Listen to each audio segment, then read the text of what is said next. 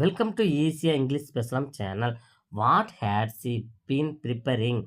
என்ன அவள் தயாரித்து கொண்டு இருந்தால்?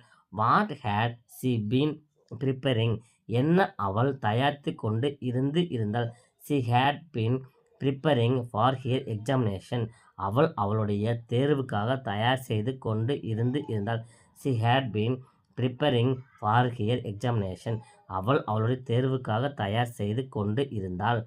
whom had she been expecting? யாரை அவள் எதிர்பார்த்து கொண்டு இருந்தாள்? whom had she been expecting? யாரை அவள் எதிர்பார்த்து கொண்டு இருந்தாள்? she had been expecting her brother. அவள் அவளுடைய சகோதரனை எதிர்பார்த்து கொண்டு இருந்தாள்.